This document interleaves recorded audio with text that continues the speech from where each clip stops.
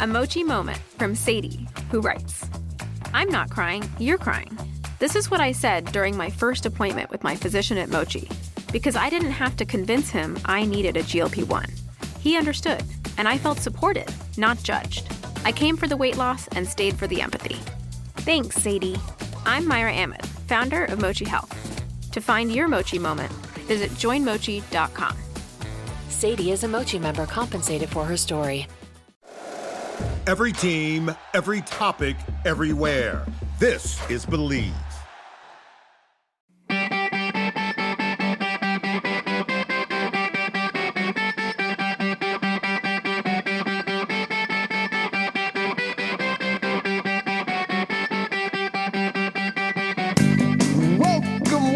Welcome everybody to the Hockey Think Tank podcast, brought to you by the hockeythinktank.com, a website for all players, parents, and coaches to go to get a little bit of education and a little bit of inspiration regarding the greatest game on the planet. What an episode we have for you guys here today. Guys, this is what I would call a fantastic hockey nerd episode, where we dive so deep in the best way possible into one of the most important hockey skills in the world, and that is skating. And we're bringing on Ashlea Jones, who is a phenomenal skating coach, to really break some things down for us. And God, this was there's some gold in here. If you are a hockey nerd, and if you know, that is not a negative thing, guys. Like, that is one of the highest compliments that we can give anybody, is being a hockey nerd. You are absolutely going to love this episode. So Ashlea is a skating coach up in Ontario. She works with a couple OHL teams, works with a lot of high-level hockey players throughout the summers, helping them to work on their skating and their hockey development, and phenomenal resource. Before we do get over to Ashlea, though, let's bring on the talent of the podcast, one Gumbum GMBM Jeffrey Jehu Lavecchio. Vex, gonna see you this weekend, man. Excited for it, but how you doing today, brother? I'm phenomenal, bro. I'm phenomenal.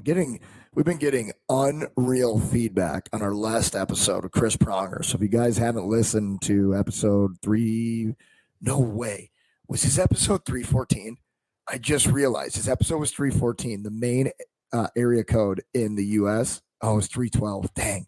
Which is the Chicago area code. Oh, okay. Because 314, like there's like 314 apparel and stuff. And I was like, no way. But it didn't sync up. Anyways, our Chris Pronger episode, Toph and I were just talking before we're recording this intro.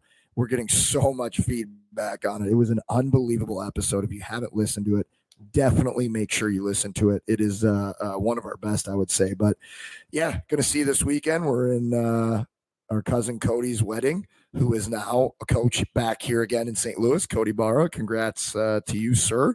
When this comes out, you will be a married man. Congratulations. Don't jinx it. Let's hope so. Why would you say that? No, I'm knocking on wood. Delete that stuff.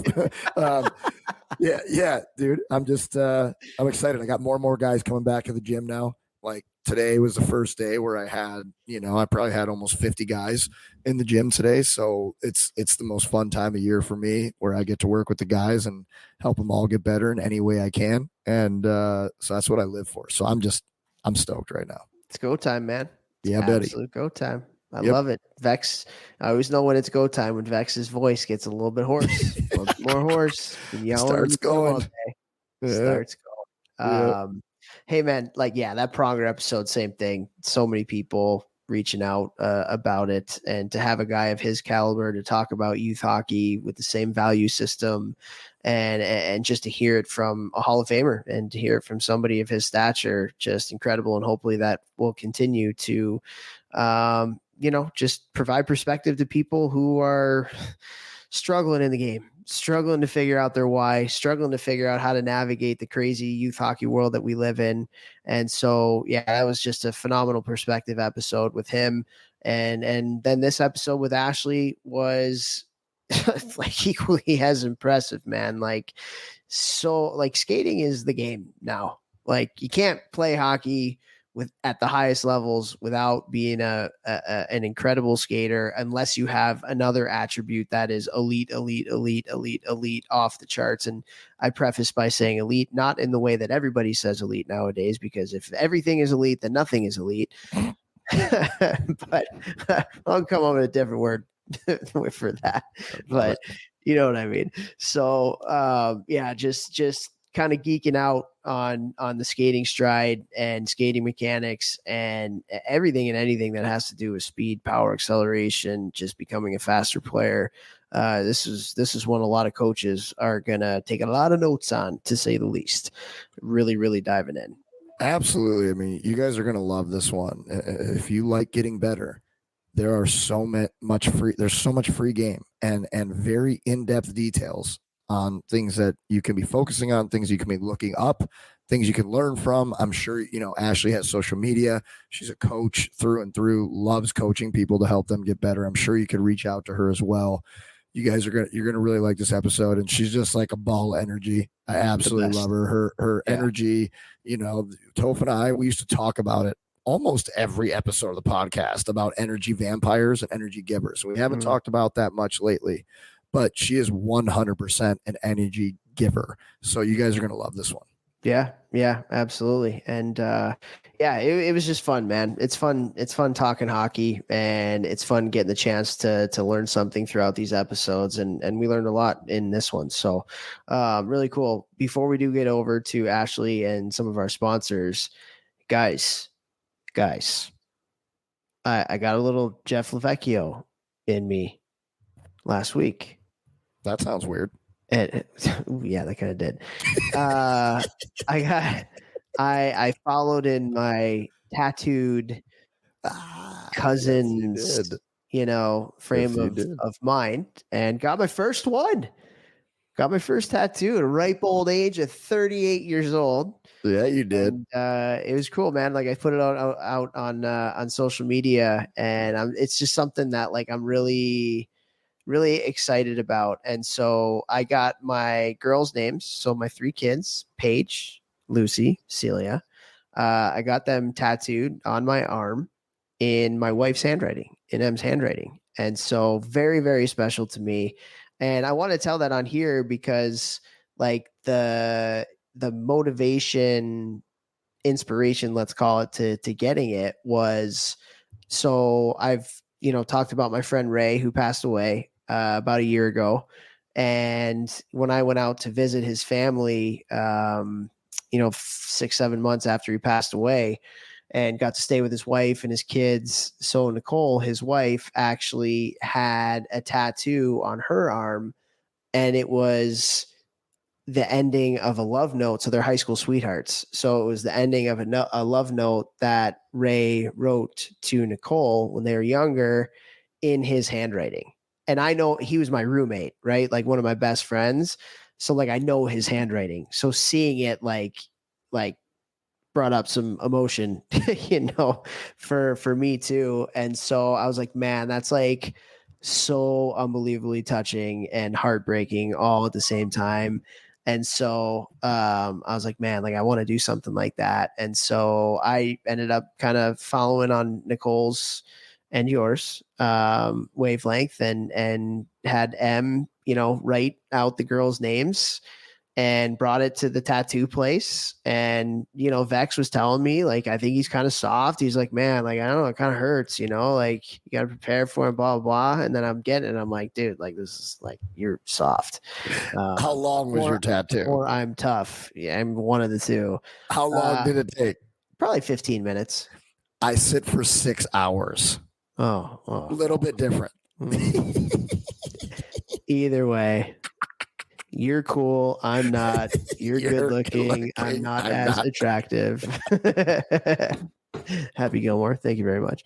But yeah, man, I don't know. I want to tell that story just because I always want Ray's memory to live on. And this is a really cool thing. And when I see it on my arm, obviously the inspiration is my kids and my wife, but it's also, my best friend who passed away. And every time I see it, I kind of see him too a little bit. So yeah, man, I don't know, kind of cool. Never was big on the tattoo thing, but got one, and I'm pretty stoked about it. That's awesome. That's so cool. And yeah, man, it's so cool. And it's really cool as time goes on. Tattoos keep taking on like different meaning too, which you'll see. Like it's cool. It's cool. Yeah. I'm excited. I'm interested to see if you stop at one. Oh yeah. You'll get a kick out of this. Like I didn't think my mom was that impressed with it until she I told her like why I did it and what it was, especially when I talked about Ray, because you know she loved Ray too. And so like when when I first told her, and showed her, like she kind of gave me a look and then was like, what are you gonna get a sleeve next? You know?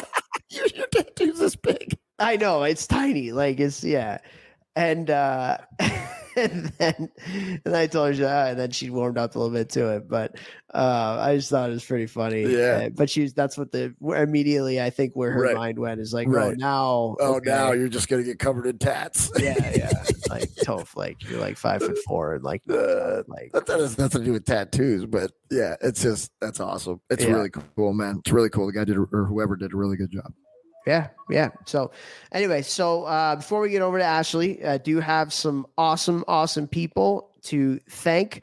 First, want to thank our title sponsor, icehockeysystems.com, the best website out there for anything and everything coaching, education, thousands of drills, whiteboard explanations on system structure, habits, everything from some really, really high-level hockey people, the ability to go in, draw your drills up, create a library, send them out to your players before practice. Like, this is just a phenomenal resource. We have partnered with Ice Hockey Systems to do an associations platform where you can get this for every single coach in your organization. Build an organization library full of drills, full of practice plans, especially for coaches who might not have the time. They're busy in their lives, are doing this on a volunteer basis and need a little bit of help when they get to the rink.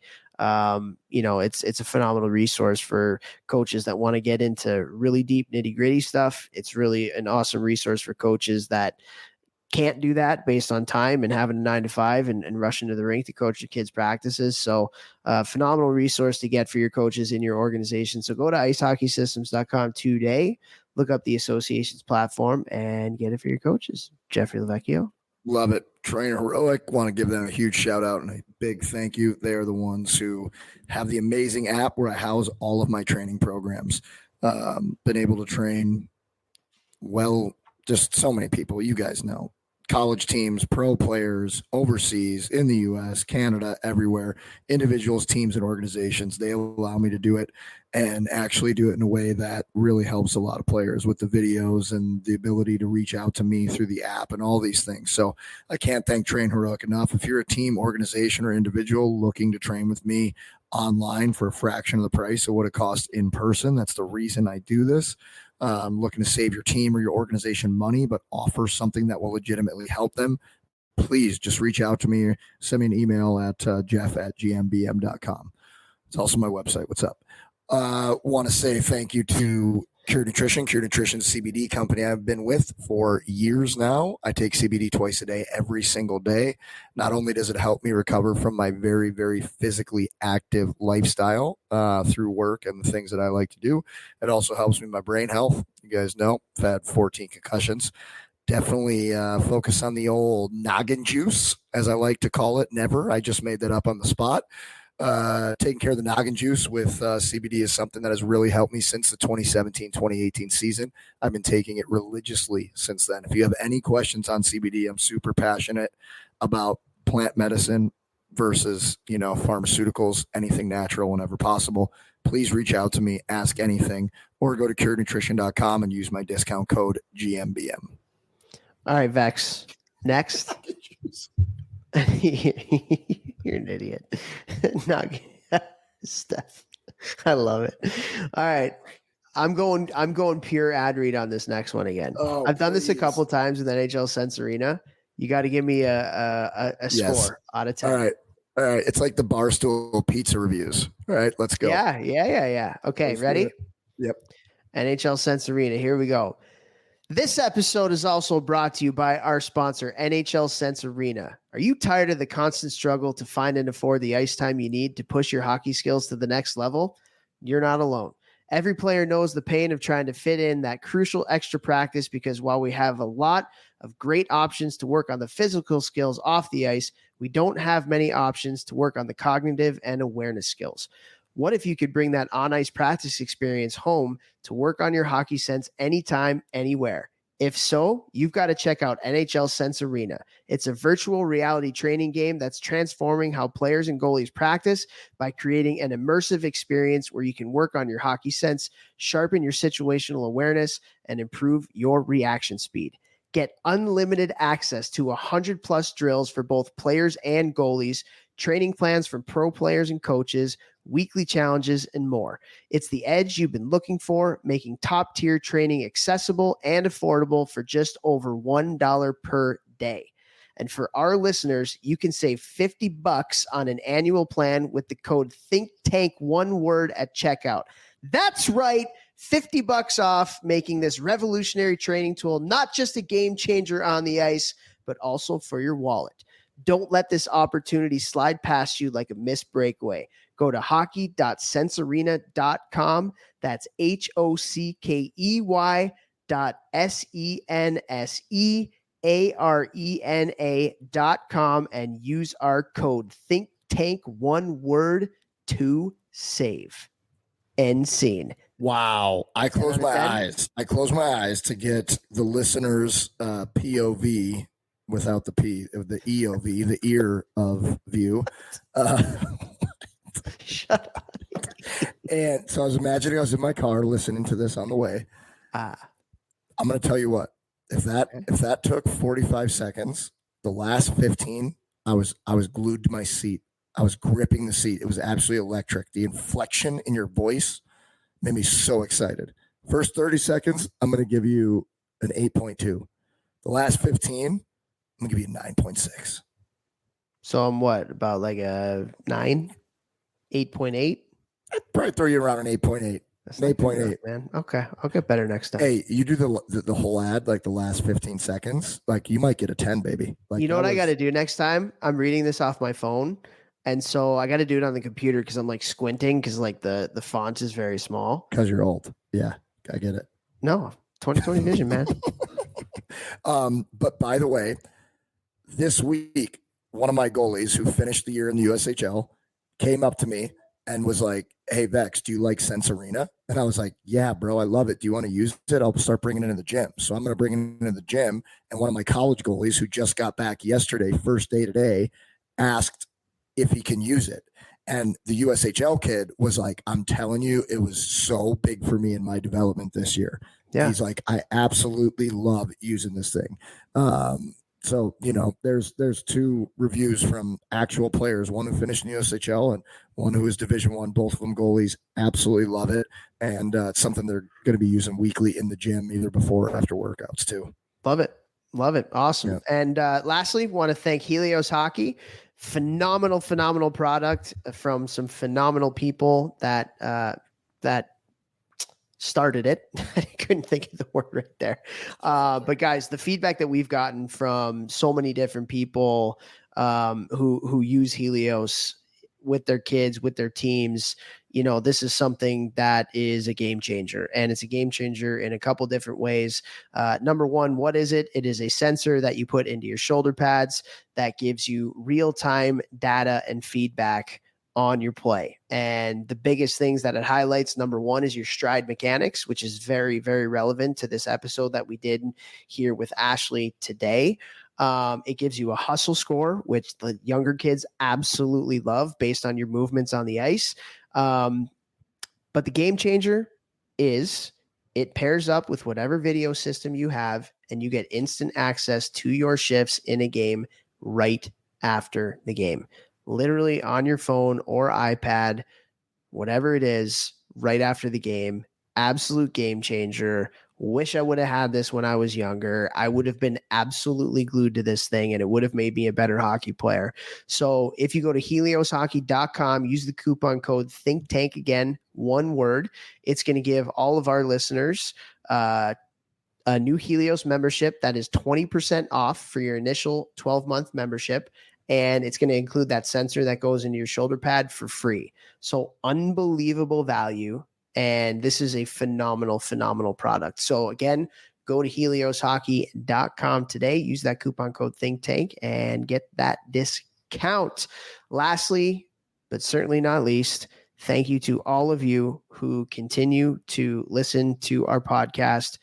We absolutely love you guys and want to provide so much value that can help you on your hockey journey, whether you're a coach, whether you're a player, whether you're a parent, whether you're an administrator, whatever.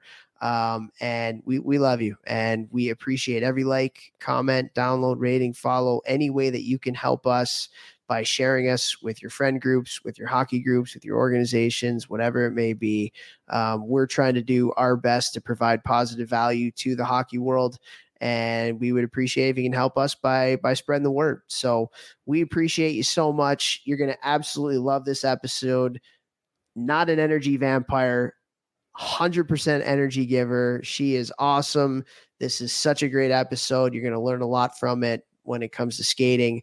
So without further ado, here we go with Ashlea Jones. We are so excited to have on this episode in the podcast. She's up in Oshawa, Ontario, but she was born in Port Perry. Don't get it mistaken. I'll Port take Perry, it. I'll Ontario. take it. Ashlea Jones. Ashlea, how are you doing today? I'm good. How are you?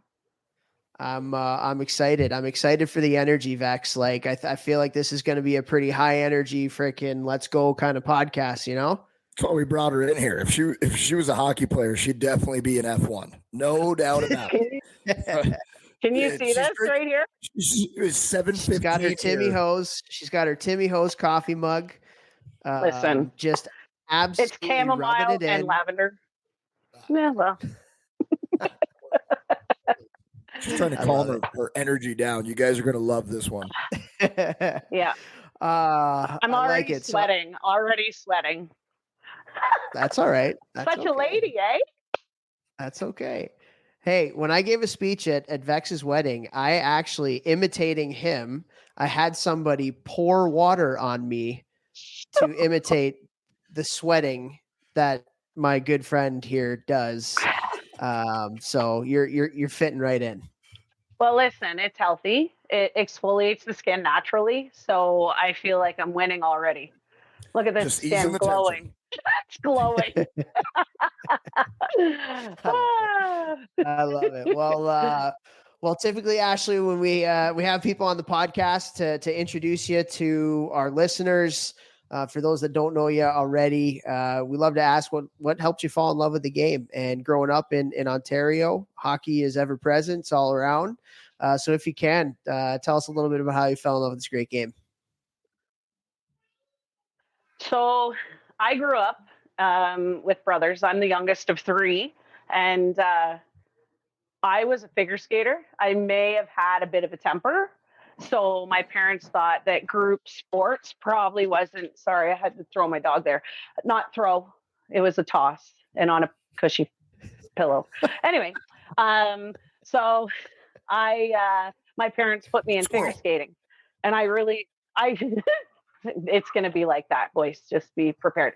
So I got into figure skating and I really took to it. I liked the challenges it kind of presented. It was a little bit different, obviously, than hockey, but at the same time, there were similarities as far as like movements and the skating, I guess, would be the biggest relatable piece. But then I watched my brothers, and my one brother, he played AAA, and he wasn't the prettiest skater. He'll kill me for saying that, but he wasn't efficient, right? So I was like, when I'd go and watch, I'd be like, if he just did this, but then I'm the baby sister, so I'm not going to be like, hey, you gotta listen to me. So then after I retired, I got into teaching can power, which is like a figure skating hybrid of power skating. And from there, I kind of took off with it. And it started just like with, just intermediate, like basic, learn to skate type of players. And then I obviously took that and built my brand off of that from that foundation. And that's where I kind of found my passion. And then once you get those guys drafted and those kids making AAA from AA and, AA from single and all those things start to happen, it's really rewarding. And that in itself kind of makes you want to keep going. That's awesome. That's awesome. Well, we've had a few like pro hockey players on the podcast who've said they started by figure skating too. And you mentioned when you kind of started some things, there was some hybrid teaching between figure skating and hockey. If you can, like, fill us in a little bit, educate us on what that means and how figure skating can help you to become a better skater on the ice. Like, what are the congruencies? What are the similarities? How can one help the other? So with figure skating, obviously it's very precise. So I'm throwing myself in the air, hoping to get 3 rotations done and land on one foot. And any slight, how do I say, miss of say that edge or that rocker or that direction is going to put me in a very compromised position in the air. So our knowledge, our control of our edges and of our understanding, I guess, would be, and body weight positioning and all those little things that make us so proficient in our movements to essentially be able to do those tricks is what I bring and what I relate most to in when I incorporate that to the hockey kind of side of things. So like, it's not necessarily your arms aren't out and you're not skating pretty when you're playing hockey, right? Like it is what it is. It's very different aesthetically, but when you get down to the blade and the edge, when you get down to that foot, it's very similar. And it can be more similar and more efficient as far as like the crossover component of it, if you really dive into it. So that's kind of where the similarity is. It's not necessarily like the aesthetic look of it, it's the understanding of the movement. You said the Can-Am thing, like figure skating, power skating hybrid. What is that? I've never heard of this. What is that? So with it's Skate Canada, that's our figure skating governing body here. And within our Skate Canada module, so you go and you get your level 1 coaching. That level 1 essentially allows you to coach, learn to skate. So can skate kids. And then there's a can power program, which is another kind of coaching course that you take. And it's led by the Skate Canada members and coaches. So like coaches that have been around, and it's a course you take. And then you can do can skate, and then can skate or can power is kind of like where the little hockey boys go that don't want to do the figure skating in the can skate. We bring them to can power, and then we teach them, like more hockey relatable power skating. And it's still like, it's relatively basic, but it's led by figure skating qualified coaches. So it's actually a great little hybrid program for those and it's affordable. You know what I mean? It's because it's under a governing umbrella, its rates or like its cost it stays relatively the same from club to club. So any figure skating club in Canada can offer the Can Power program to any kid of any level. So they could be extremely recreational, they could be AAA, they could be anything.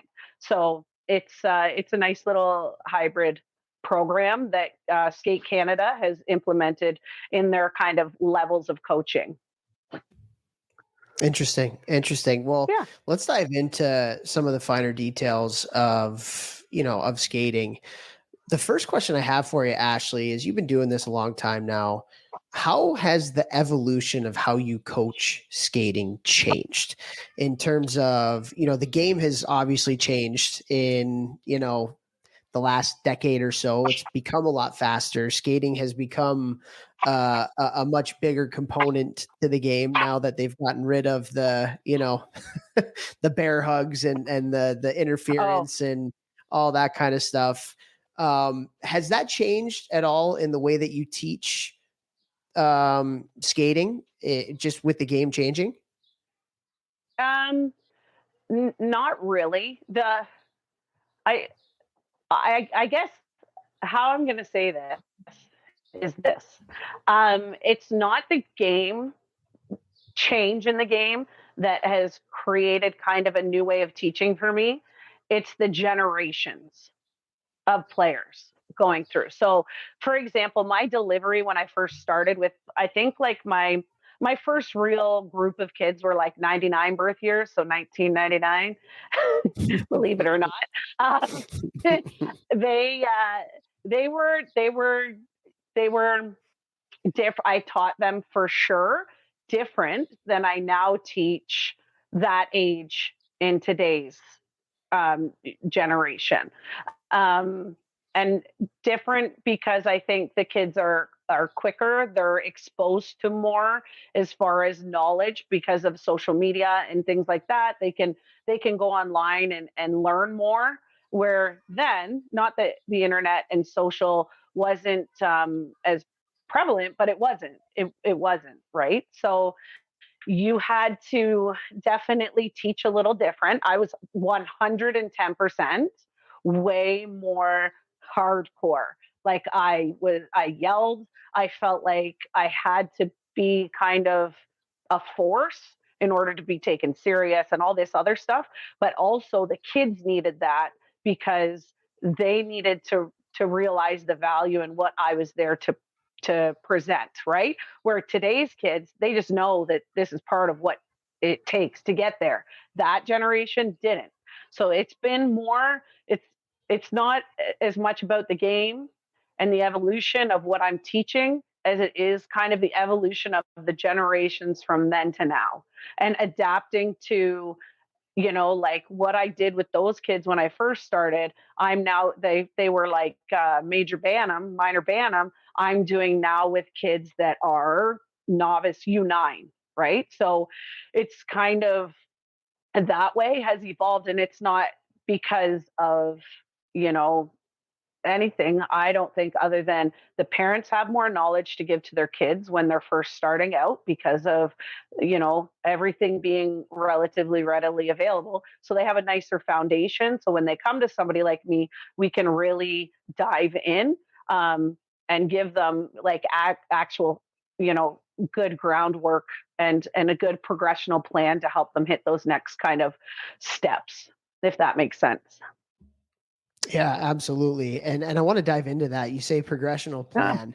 Maybe I should let Jeffrey ask a question like this because progression and regression is, like it gets Jeff a little hot and bothered when we talk about these kinds of things. So Vex, you're on mute, but I maybe you can take over here. Keep him on mute. Keep him on mute. Yeah, because then he won't stop. Yeah, don't wind this guy. Don't you dare wind this guy up. Don't wind him up. He's fired up. Here we go. So people, because of social media, positives and negatives, the negative is they see somebody doing a high level thing and they just want to jump right to that. And it's like, okay, that's a skill that, we want you to be able to do later. Let's regress now the stages of different skills that you should start at the bottom that you can do well and then progress up the levels. Everybody, for sure with working out, this is a thing. People put something on Instagram that's like super high level and you can't put any context to it and all of these things. And they just want to go and start doing that. And it's like, well, you needed to do this, and this for probably like 2 years to work up to what that person is doing, and you miss all the benefits of all of those things that then allow you to do the thing that you're trying to do and all of these other things. So for me, it's like progressions and regressions are everything because it's massive in the gym, but I look at it now like for everything.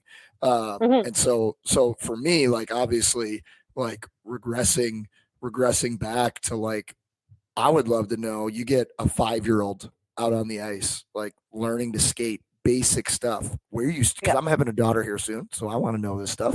Or Heyo. Yeah. Little bundle.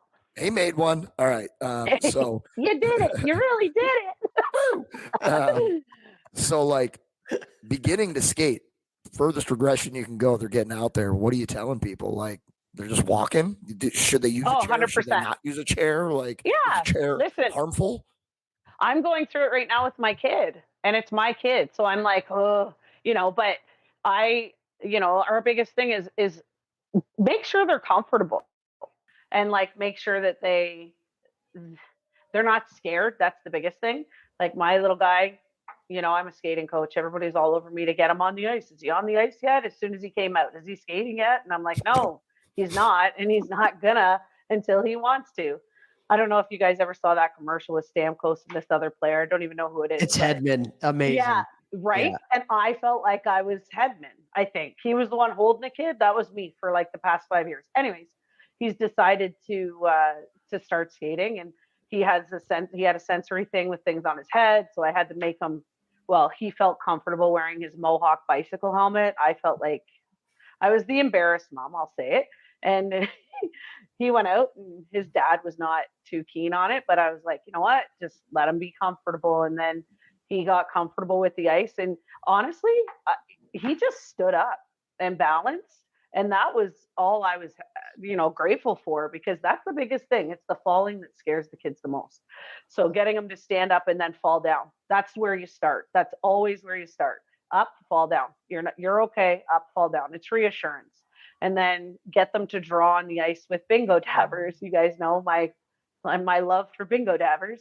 And then, so they feel like it's a fun, safe place. And then they'll take their own steps. And then you start shuffling. They just march on the spot like a little mouse, all those little cues. And before you know it, they're going to take off, and that's and then you get them going right into backwards, but just walking backwards. So forward, backward walks. And then from there, it will evolve. It's comfortability though. Don't force them. I can't tell you how many times parents have handed me children that are screaming bloody murder, like just screaming and kicking, and like they throw up because they're so like scared. And I'm like, I don't want to be that person for your child. Jesus. Oh yeah, no, it's happened. And I'm like, just if he's not ready or she's not ready, you don't need to push it. They'll figure it out. Like, unless they're like 16, then you're good. You don't have to get them on the ice right out of the womb, like most people thought I was going to do. And they'll grow from there for sure. I love that. I do, like, you are a very high level skating coach, so I don't want to get too bogged down on some of this fundamentals type stuff. Yeah. But I do have to add that. So I have a daughter that's in kind of like a learn to skate right now. Yeah. And two of the things that they do that I think are phenomenal. One of them is they put a bucket out there and they take like 15 to 20 of the little stuffed animals and they throw them. And then all they have to do is they got to go skate. They got to, and they're all skating in different ways, waddling or marching and all this kind of stuff.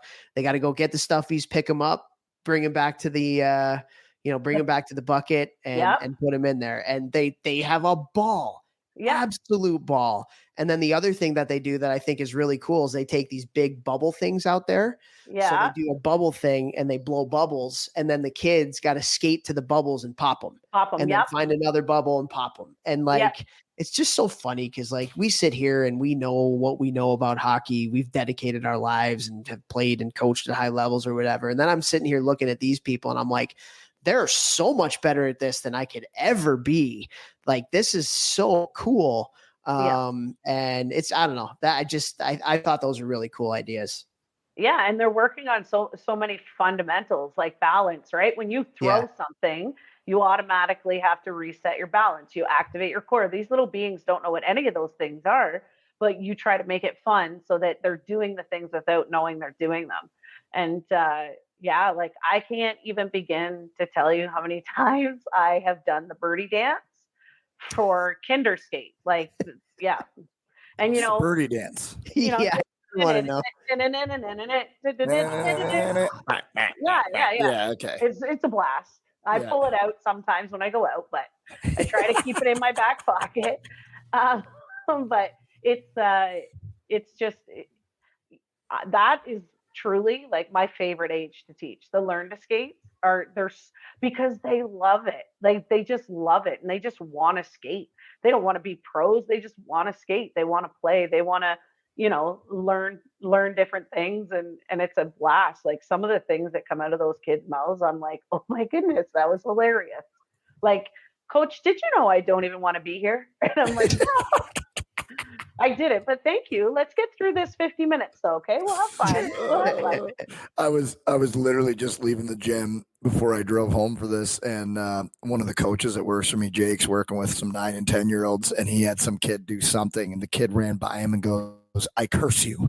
Jake's like, "Just hear what that kid said?" It's like, wow, I don't know how you respond to that. Yeah. Thank you. Okay, all right. Appreciate that, pal. You know what? Always could be worse. Yeah, it could be worse. Called other things. But yeah, Very no, true. it's Very, fun. very That's true. my favorite.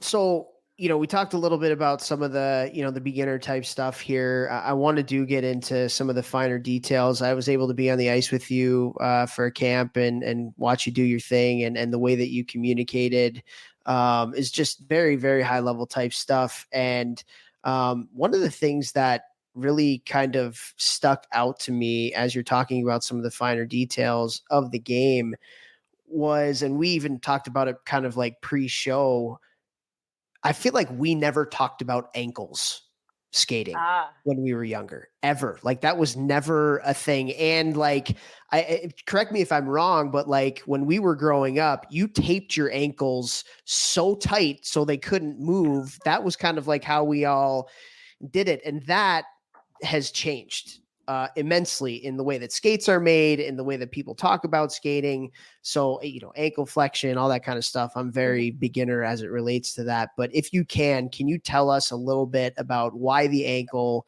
is extremely important in your skating, and what are some things that you do, maybe even on the ice or off the ice, to help players be functional with their ankles that can help them be a better skater? Yeah, absolutely. So I focus a ton on foot activation and ankle mobility and range, because that, for me, how I think and how I teach, that's our foundation of power output, our foundation of reactivity, our foundation of acceleration and deceleration. If I get the guys to do drills like simple scullies or bubbles or whatever you call them, right? If I get them to do that and I keep it stationary, the boys' feet are burning because they're having to decel when they stop at the top, and then they have to excel. So that's all foot based. Ashley, can you just describe those scullies? I'm not sure what those are. They're like little bubbles, like a C cut, but 2 at a time. Got it. Does this help? Does this? You got to watch this on YouTube. People listening hilarious. Can see that. That's okay. That's fair. This is it. This is a scully. I can draw you double a C cut. Too. Double C cut.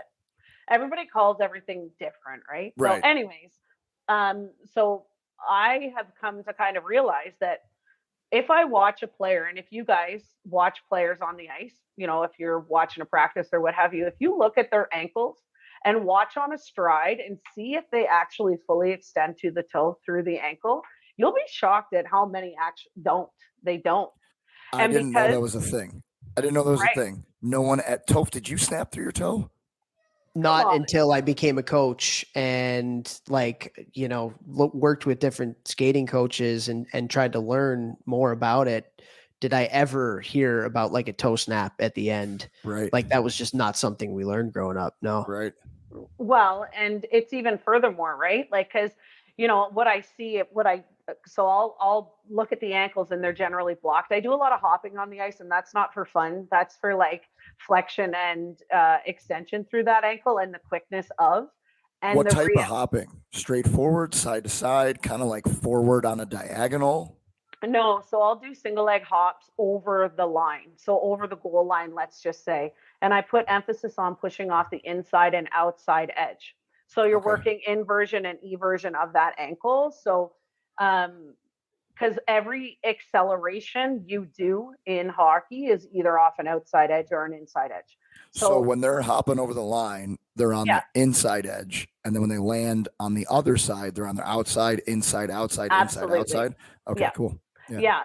And I want them to be on the sweet spot, which is the ball of the foot. I don't like a lot of play in the heel or to the back of the foot when we're dealing with understanding flexion and extension. And because I want them there, I want them to activate behind their toes and the arch of the foot. So I have found with doing this for many years, and I've been blessed to have players from like 5 years old to now playing, junior and into pro, that the adaptation to this and the kind of the output, meaning like the result, I guess, the adaptation and the result has been profound. Like it's huge because they understand where that energy and where that force is starting and initiating from, and it makes the muscles fire so much better all the way through to the glute, to the powerhouse, which is the hip for me.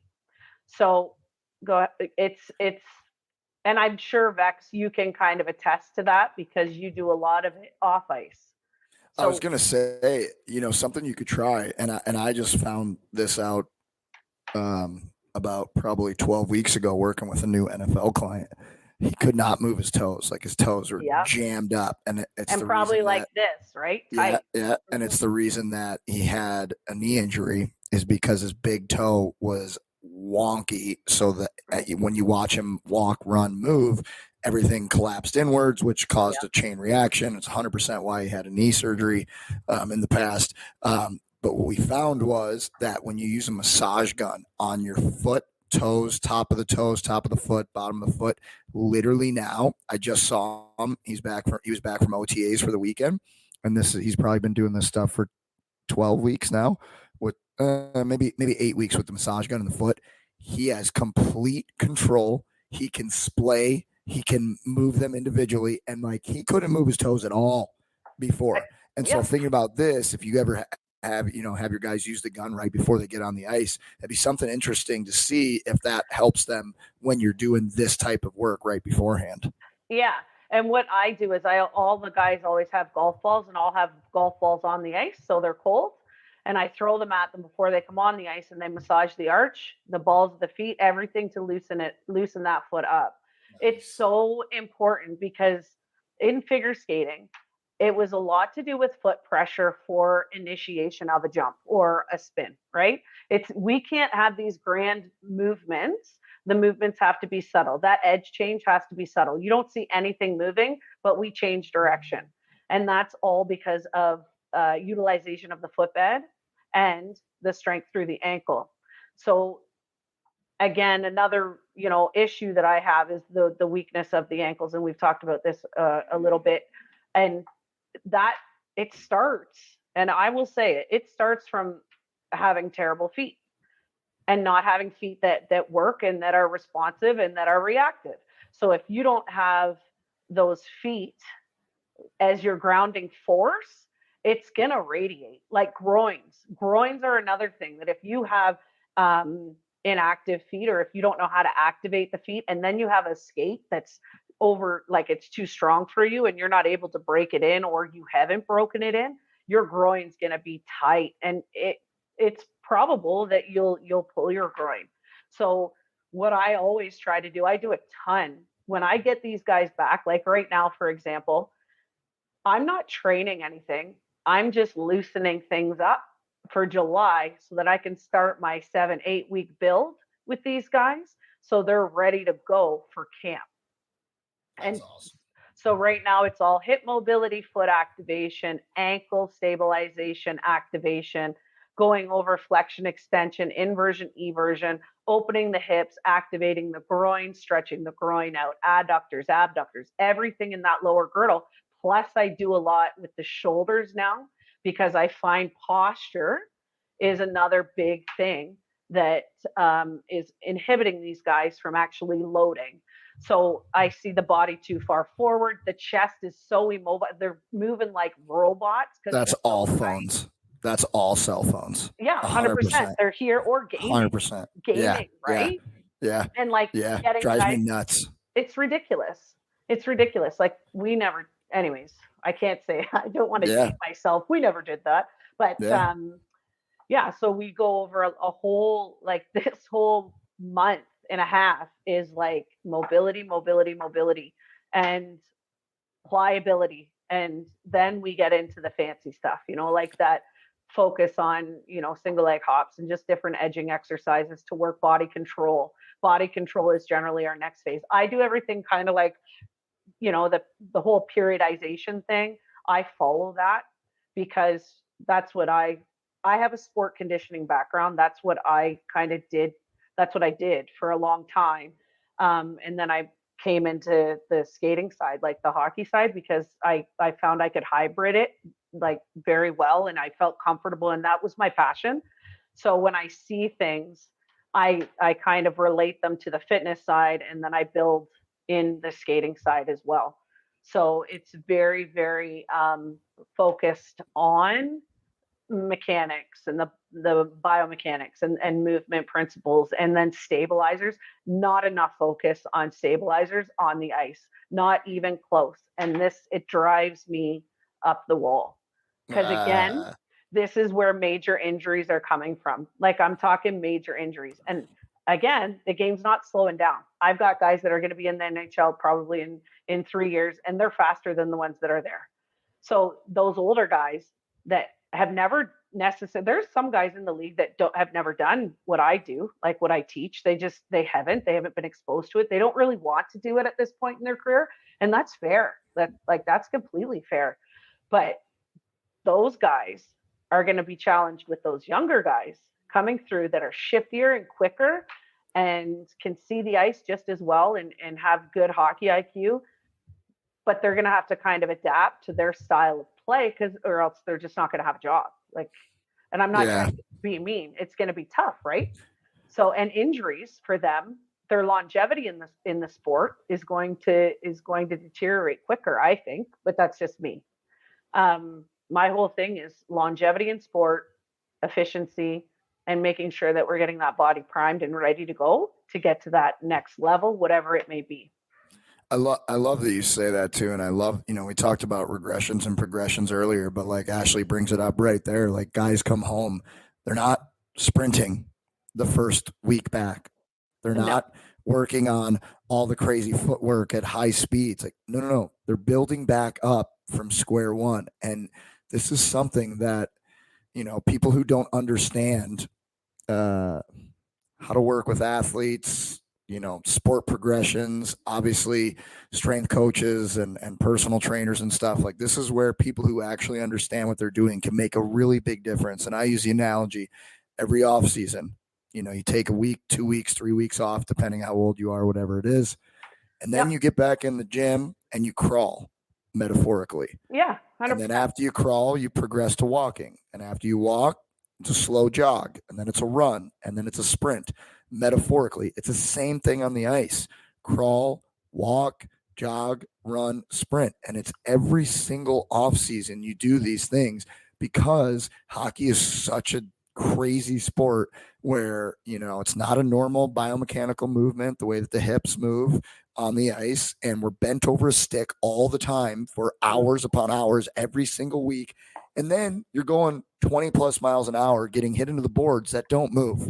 Right. And that it causes a lot of stuff to happen to the body. So you want to build your body up after every season, and then slowly progress and get more and more intense and more dialed in as the off season goes along. And it's the same way when you're younger. You start with the regressions, you build up that tolerance, you build up the strength, you build up all these things. I love what you're saying here. It's awesome.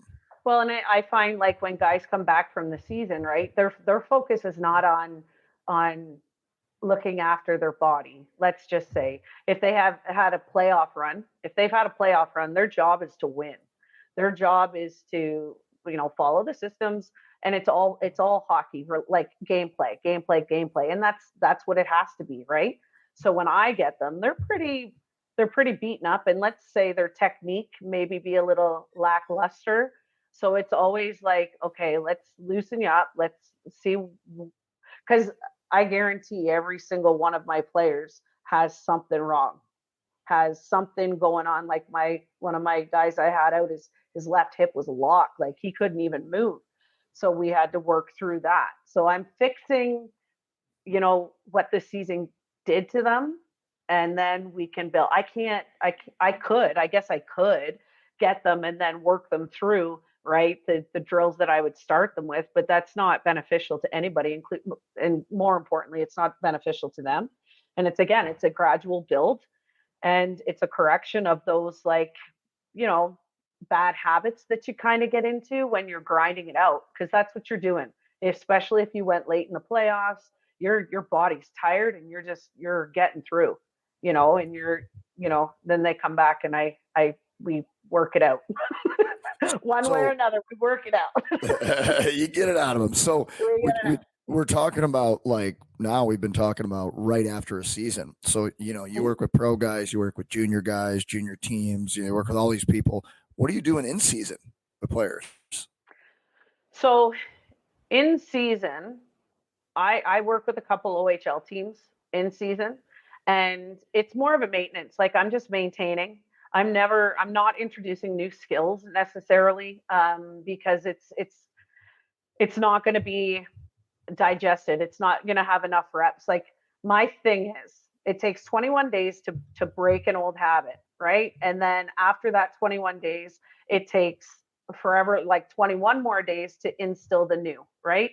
So if I don't get somebody out there hitting the reps and making sure that they're doing something consistently correct, then there's no benefit and there's no gain. So when I'm in season, it's just kind of looking at their mechanics. If anything glaring standing out to me, say, like, I see a little bit of a drop in the ankle, and I'll say to the trainer or whatever, I'll talk to their conditioning coach and be like, hey, have you noticed this in the gym? Can you check his alignment, make sure that it's not just, it's the ankle, not just, it's not the hip or the knee. Like, can we just take a look? And then we communicate, and it's just maintaining what they have, and keeping them moving. That's not to say that that's not important either, because I think mentally in season, those kids and those junior players need a bit of a break from the monotony of practice, puck touch, puck touch, puck touch. They need to be taken away from that so that they can work on basic edging, alignment, load, making sure that, it's free flowing, keeping the body loose, like that mobility stuff. I do a ton of it in season with the guys, just to keep that, again, pliability for injury prevention, working alignment, making sure that nothing's glaring so that they don't get injured in the next game if they take a bad hit or what have you. So it's just kind of more so that. And I think it's funny, I had this conversation, like, I think that more skating should be done in isolation, like edging, nothing too explosive, nothing too dynamic, but just good edging and control work throughout the season so that the guys can realign their body, and not have those, like, how do I say it? Those funny positions. Like, hips are a big thing. Like, you'll find that if the guys are playing too much or they're beat up a little bit, say mid-season, their hip alignment is a little bit off. And that's either a low back or it's a glute, or there's some cases where the guys aren't even firing the glute because their quads are taking over. And it's just little things like that you kind of look at and go, okay, let's get on the same page here, and let's talk to the team, whether it's the conditioning coach, the trainer, whomever, and see if we're all on the same page with this, and let's fix it before it turns into something bigger. And that's what we try to avoid. That's so important. So many mistakes that I see teams make at all levels, whether it's the highest of the high, even down to the youth programs, is like the strength coach has to talk to the skill coach, who has to talk to the head coach and be on the same page. 100%. If not, you cannot get maximum output out of any of the three of them, whether it's the skills, whether it's the off ice, whether it's the coach on the ice trying to get some, like, blending all of it together. And that's where injuries happen. That's where burnout happens. We want to be efficient and maximize the time that we have with the kids throughout a day. And if you don't have that, like, oh God, man, like, you're in for some trouble, some big time trouble. So that's awesome stuff there, Ashley. I want to change gears a little bit here. and I want to get to more of some of the technical type of stuff. Yep. And another question that I have for you. So again, I think Vex and I know enough to be a little bit dangerous, but not enough to really know what the hell we're talking about when it comes to skating. And one of the things, like when I taught it when I was a little bit younger, and the way that we kind of did as it related to the stride and stride length, it was always, almost like kick your heels together when the skates are coming back, and then try to get your stride as long as possible. And that was the most efficient way. A couple of years ago, I read this article that a guy wrote where he studied elite skaters in the NHL, and his viewpoint, and I don't know if I necessarily agree or disagree, but he had some data to back it up, was a lot of the elite skaters at the highest levels of hockey didn't necessarily come all the way back with their ankles and come all the way back to their feet. They were a little bit more, I don't want to say bow-legged, but they were a little bit more, what is it called? The recovery back in wasn't as important as it relates to the stride. So that's not the way that I had ever been taught as it relates to skating, but he had some different viewpoints on it. So as the skating expert, wanted to ask you about that because I thought it was really interesting. Right. And I, how do I say this? So stats and me, I like stats, but we're all humans, right? And we're all built very different. Everybody's built different. Like one guy could have a slight bow leg. He could be, I don't know, he could be more of a ectomorph body type. Like everybody's DNA is different. Everybody's different. So my thing with the stats is I want to know, did you do the same body type? Did you do, the homework on how they're built? Like, are they more fast twitch? Are they more slow twitch? Like, tell me more about these stats. What's their leg length? That's the thing. Like their levers are different. Everybody's levers are different. From hip to knee, he could be longer. He could be shorter. Like it's so varied that what I try to stress is, listen, nobody's going to look like Connor McDavid. That's why he's a phenom. Nobody's going to be Connor. That was a person who he cited in his study for sure was Connor McDavid. Right. Well, yeah. Connor McDavid is slightly bow-legged, but he's bow-legged more towards under his knee, if that makes sense. So it's more like calf. So when he does an undercut, he grabs more ice with that inside, and he's able to roll to that outside more naturally and generate a heck of a lot of power. That's why he does a lot of those linear crossovers, and he's a crossover guy. And that's what he excels at, but there's guys that aren't crossover guys. They're more of an open hip guy. So they'll do more of a fast start because they're built different. They have more mobility through the hip. Everybody is built different. So you have to look at each athlete individually and see mechanically what they're capable of. And not just mechanically, get them to do a few things, a few little testers, and see what their muscle type's like. You can see relatively quick if you say, okay, do a fast start. If you've got an eye for it, you can see, that guy's more of a slow twitch guy. So we've got to work on that foot speed.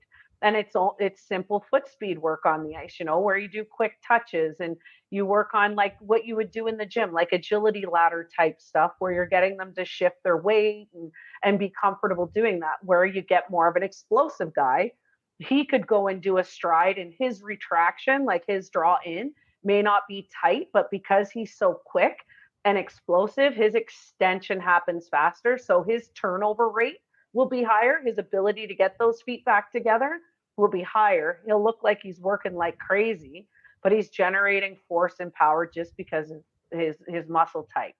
So I'm not a comparer. I don't, and there's nothing wrong with it. It's just my style. I don't take, a Connor McDavid and compare him to one of my players, because it's not realistic. It's not realistic for me to say, okay, your Connor McDavid is however tall and you're not that tall. You're shorter. You're built broader through the shoulders, narrower through the hip. You're just not him.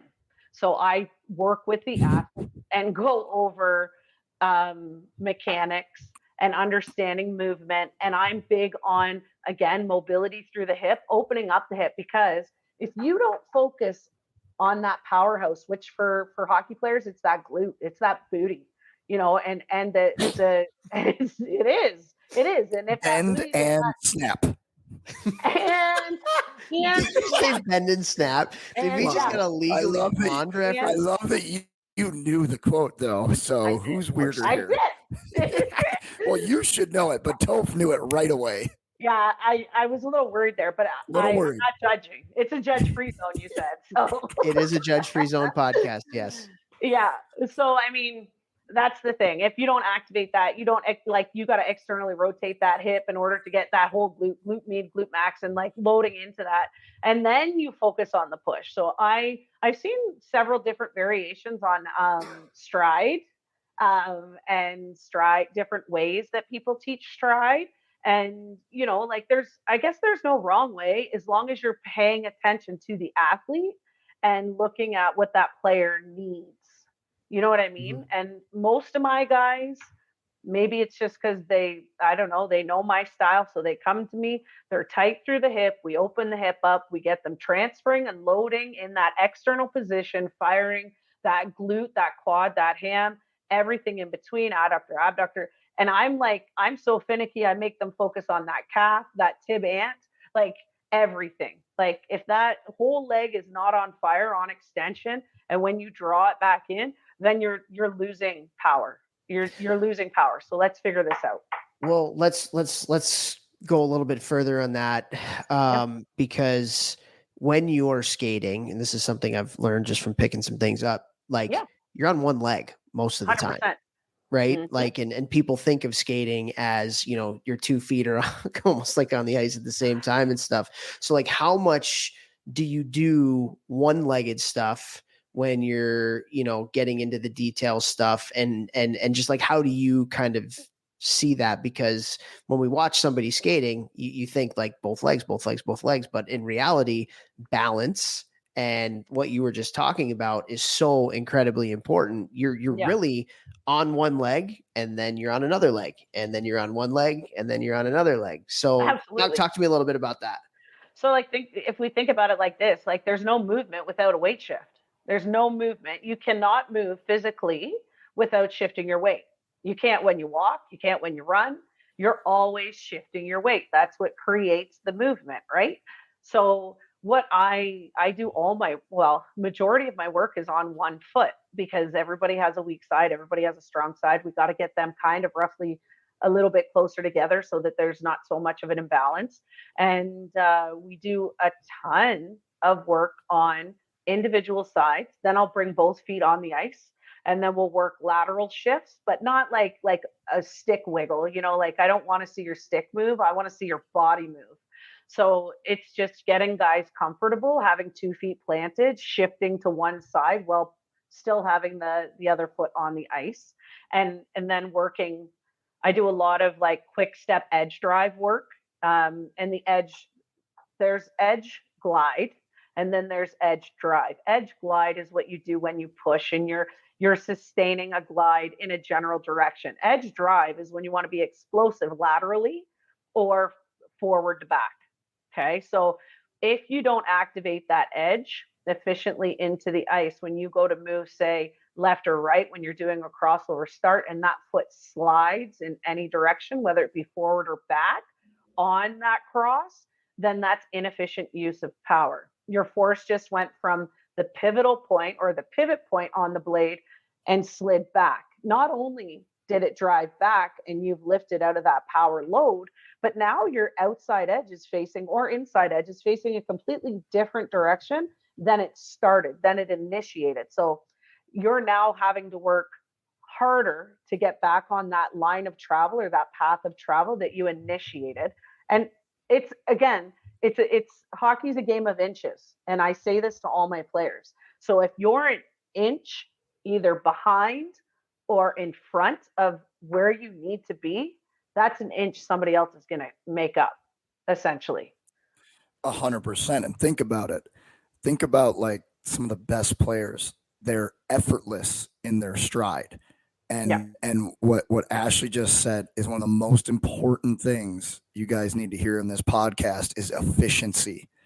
when you are skating, efficiency to me is almost just as important as top speed, because if you are not efficient, you will not be able to repeatedly hit your top speed because you are always losing a percentage of power through every stride. So as the game goes on, you will wear out faster strictly because your technique is not allowing you to efficiently move. Yeah. And just to add to that, like from a coaching standpoint, like you're going to be better in the third period. You know, like the more efficient of a skater you are, the less you're going to have to put effort into being, fast on the ice. And that's not to say you're not working as hard, but it doesn't take as much output, right? Yeah. When you're skating. And so like I've thought about that, and I've had conversations with high level coaches just in terms of like how important skating is when you're recruiting players or scouting players and stuff.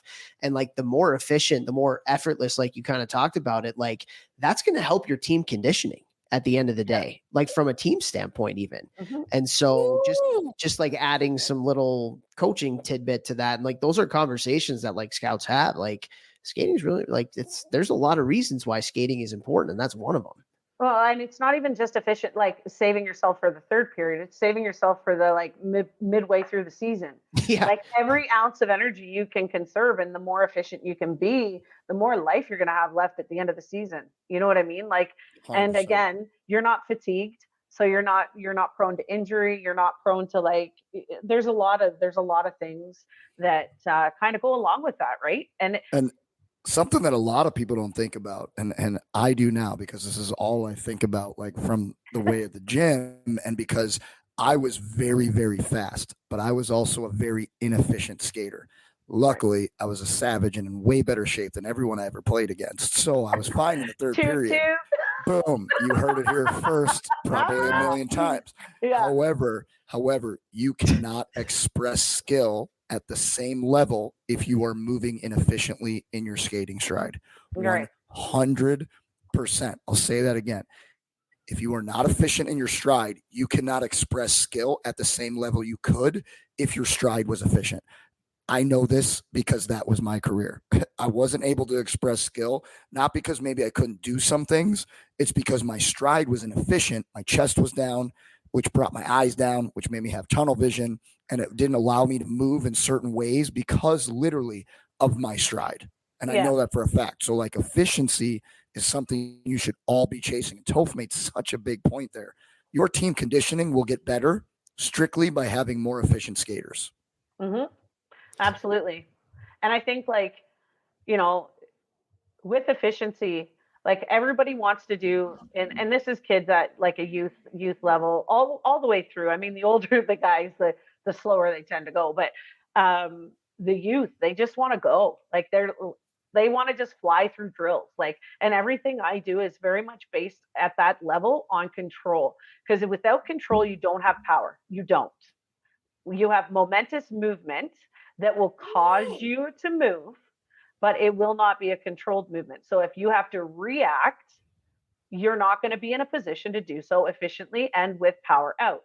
So like if you're going into a glide turn in the corner and you've got all this momentum coming from that outside leg and those shoulders, if you have to change direction, good luck. You're not. You're going to wipe out. You'll probably lose an edge, or you're going to be pushed off the puck every single time. And it's not, again, it comes back to the efficient. It's not going to take you to that place where we can work on the efficiency necessary to provide you with the tools that will make you an excellent skater.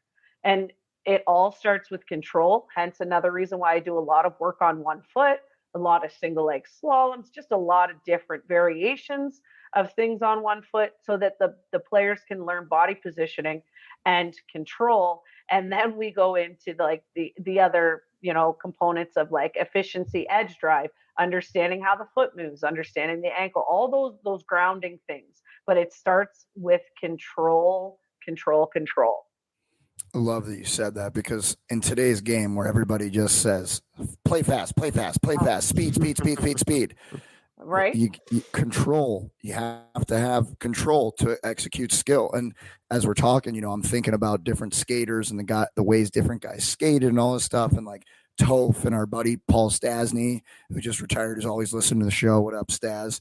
Like both of them, nobody would say that Toph or Stas were like the fastest guys on the ice. Both of them were two of the best players at every level they played at because they were fast enough at those high levels, and they had so much control over their body that it allowed them to like move and see things and just do these things that they would do. And I would be so jealous. Like, how are you able to do these things? But it's because I was a savage in the weight room, and that's not so true. Much better shape than everybody, and like, oh my God, I bench pressed 210. How much you bench, man? How much bench? Well, did you do your calf raises? Hop on topic with Vex there. Anyways, pull those calves out, boys. Pull those calves out. All right, Ashley. So we're talking about control, and you've alluded to it a couple times, but like one thing that a lot of people don't talk about as it relates to a skating strat and efficient skating is your upper body, and how important your upper body is to having that control and being an efficient skater. And so I feel like kind of like at the very rudimentary how we grew up, like the only thing we heard was like, hey, like your hands should be moving front and back because that's where the momentum is going versus like side to side because, you know, you're moving forward, you're not moving side to side or whatever. Right. So like, that's like what we grew up with. But like, how do you teach and what are some things that are important when you're with your players as it relates to how important the upper body is and some things that you talk about with them? So it makes me laugh because you guys wouldn't believe the things that I've seen. Like I'm like, what? Like, listen, skating is not complex. Like, think physiologically. Think the fastest people in the world are probably like, let's say sprinters, maybe. I'm going to go with a sprinter. What do? They stay aerodynamic, they keep tight, and they pump front to back. It doesn't have to be this big. Some of the things that I've seen. Anyways, I can't get into that because we'll be here forever. But I keep it simple. I don't like anything broad. I talk about engagement of the core. With my little guys, it is that simple. It's like, okay, just keep those arms moving front to back, keep them tight to the body. I don't like anything outside the body, outside the frame, just because again, the game gets quick. And then when they get into hitting, if they're billowing out and they get caught in that position, there's a shoulder. Like, I just think, and they're more aerodynamic, they're tight. Everybody's going to kind of have their own movement patterning. So it's not going to be this textbook. Like, I don't spend time on it because naturally we move a certain way.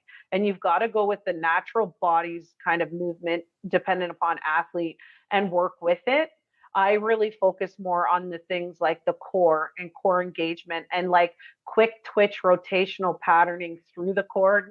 No big grand rotation just because the game's too quick. I want it like more fast twitch, quick burst rotation through that core. And again, keeping the shoulders, as long as there's nothing. I've seen some things like coming across the body and it puts the shoulders in a terrible position. I really like to teach square, like shoulders over hips, nice athletic position. Like, just sit in an athletic position and we can work from there. But yeah, I keep the upper body quite simple. Like you said, front to back, no big grand reach forward, reach back. Just like if you were running, you know, you've got the stick in your hand, so you're going to have a little bit more reach there. I find that the free hand, the hand that's not on the stick, depending upon what way you shoot, the elbow could drive back a little further.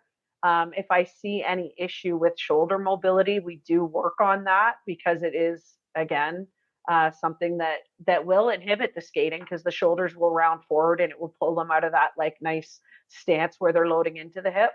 But I don't really do anything fancy there. Sorry, guys. I'm kind of boring that way. I love it.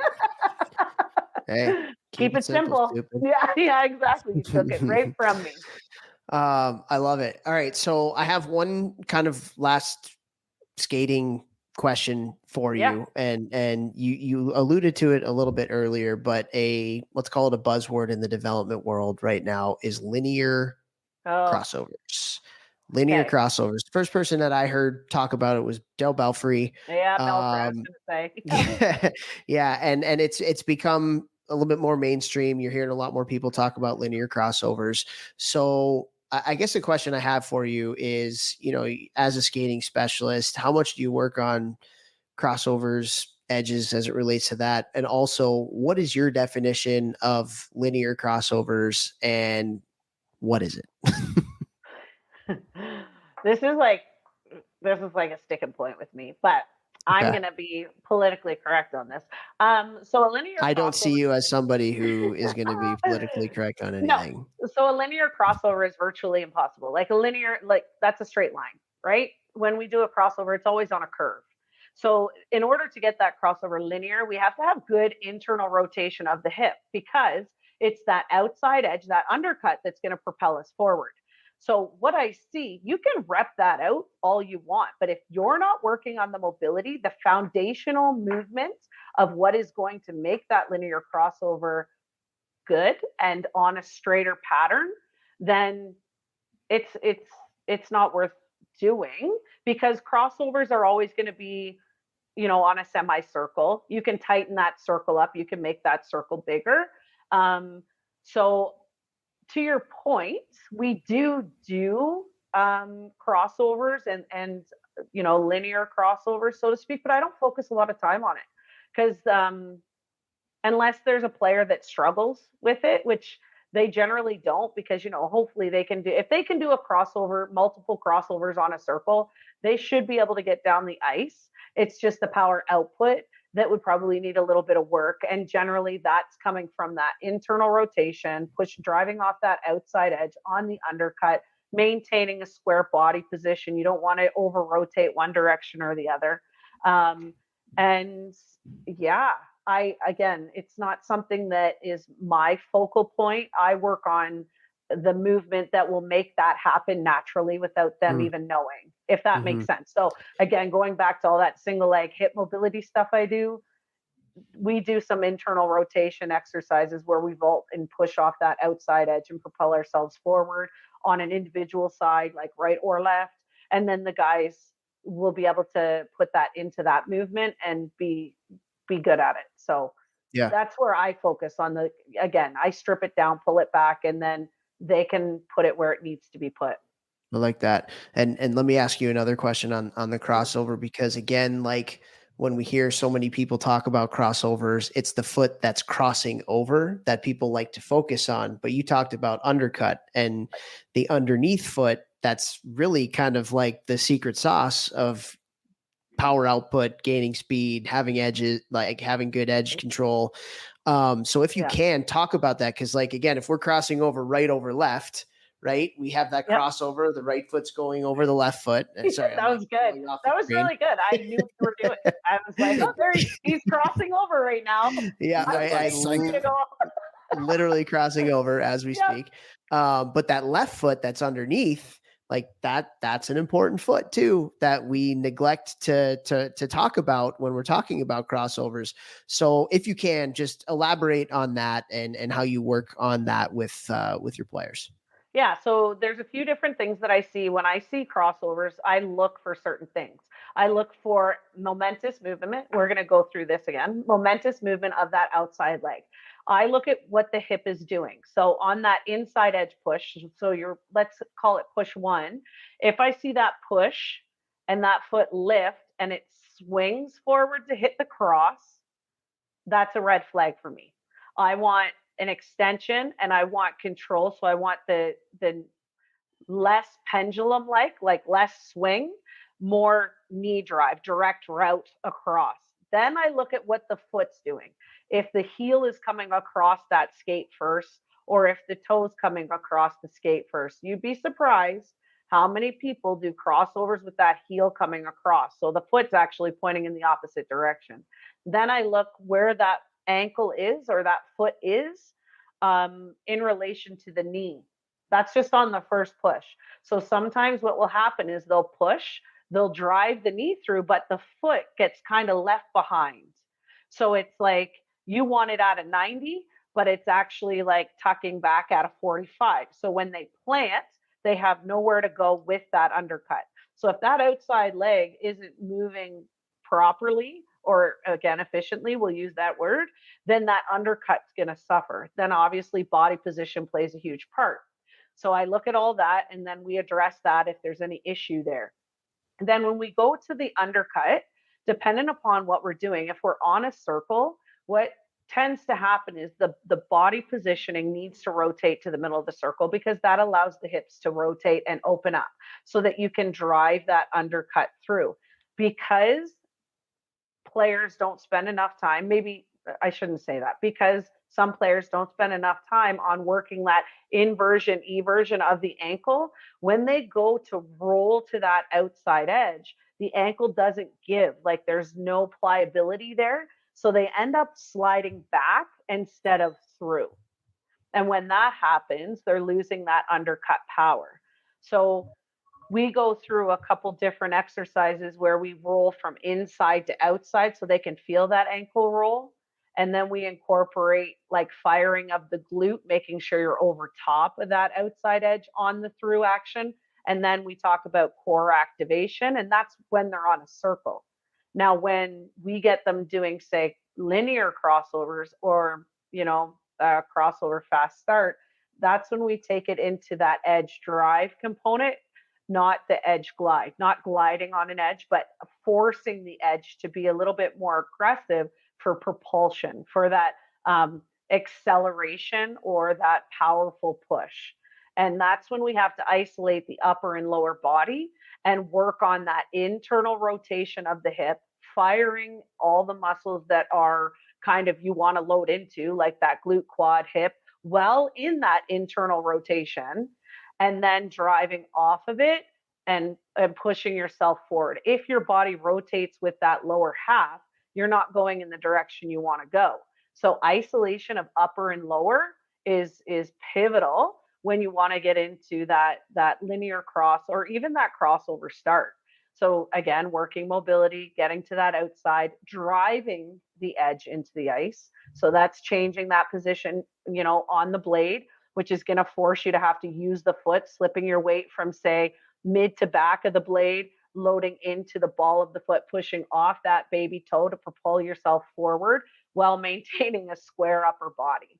And alignment, proper alignment in that position. You can't have a kink in the chain, or else the power out's just not going to be there. Mm-hmm. Truth, efficiency again. Yeah, it all really truly comes down to that, and paying attention to detail. I think that's the biggest thing that I might do too much of, because I'm a bit of a nerd. Like, I love just watching and then being like, okay, I bet you, like, I can call it. If I see a player and I watch them do something and I'm like, okay, when did you get your knee in? Like, when did you have a knee injury? And they're like, how'd you know I had one?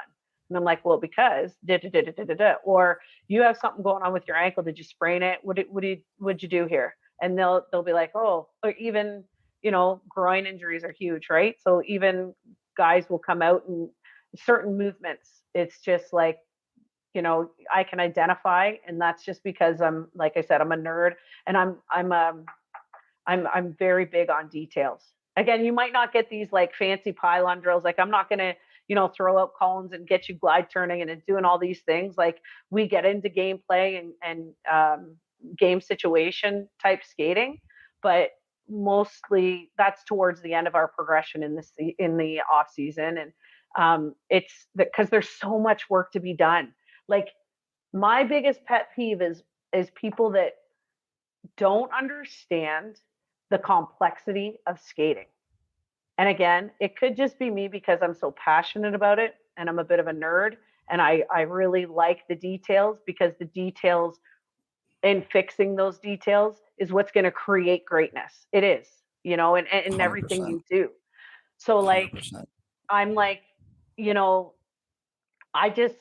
don't know. I just get frustrated because it's like, guys, come on, just watch, pay attention, and be mindful.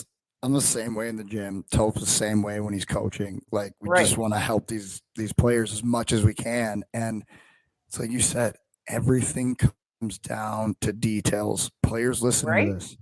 listen to this episode over and over again. So much free game. Like, Right. do it with intention. Do it with Absolutely. attention to detail, and you will get better. That is the biggest separator I have ever found in life, no matter if we're talking hockey, other sports, business. Attention to detail will change your life. Not Yeah. just attention to detail, execution of detail. Can I take it a step Absolutely. further? Yes, I amen to that for sure. My biggest thing, like when you get a parent that's like, oh, Johnny needs to bend his knees. Can you work on bending his knees? Well, it's not that Johnny sat in a car to get here. Johnny sat to tie his skates. Johnny knows how to bend his knees. There's more to why Johnny's not bending his knees than that very visual look that you're wanting him to do. And that's my thing. Like, don't, like, how are his skates tied? That's what I would look at first. How are his skates tied? What's his shin pad doing along the front of his tongue? That's going to be that's a good question. We're going to do that in the 10 questions. I got to, okay. We're going to do that in the 10 questions. Or just like maybe Johnny doesn't know how to balance on the right part of his blade. Like maybe Johnny is more like, and then I'll look at their shoes. I look at how they walk. If they're heel walkers, I'm like, okay, well, that's why. What kind of radius do you have on the skate? Where is his blade? Like, where's his weight sit? Like, it's not that Johnny can't bend his knees and I can't fix. Like, you're not going to see me working on squats on the ice and bending his knees. We're going to work on things that will actually help him fix that problem or find a solution for that problem. But yeah, it's not simple. Skating is not simple. And there's so many layers and there's so many details, and you've got to stay true to following those details and find somebody who can, really hone in on the fine motor skills and understanding them and building off them and building a program for you, a progressive plan to get you to those next steps. Like, I'll have NHL scouts be like, hey, do you think Timmy can play it or skate at the next level? And I'm like, well, yeah, because he's going to have a great off season with me. And this is what we've already built. You know what I mean? Like, I know his foundation. I know his progressional plan and his trajectory. And if he does that again, he's going to take another leap. It is what it is. Right. And if you have a plan and you execute it and you've got players that are bought in and they're dialed in and they're, applying all those things that I call it the tools to build their house, then they're going to have an awesome house at the end of the day. But if they don't use the tools that you give them, then they're not. You know what I mean? You can only build 4 walls. They're going to have a shanty. They're going to have a box down by the river. Go back to your shanties. This is golf. Shoot him, Gavin. Shoot him. Well, Ashley, this was phenomenal. The amount of detail that you went into is really going to help a lot of coaches out there and a lot of kids out there too. In everything that you were talking about. And we have a couple more questions for you that we're going to ask you on 10 questions, which is going to be in our Hockey Think Tank community. So if you want more from Ashley, we'll get into some of the finer things even more. Go to community.thehockeythinktank.com and we'll have another 10 questions for her. But this was an awesome episode. We really, really appreciate your time and thanks for all your expertise. This was great. Oh, no, thank you guys. It's a pleasure. Hopefully we can do a camp together soon. Ooh. See what we can do. Bring it out to St. Lou maybe, eh? The Lou. St. Lou. I got to see that new gym when it's all done. Yes. Right? Right? I appreciate you guys. You know that. Thanks, Ash.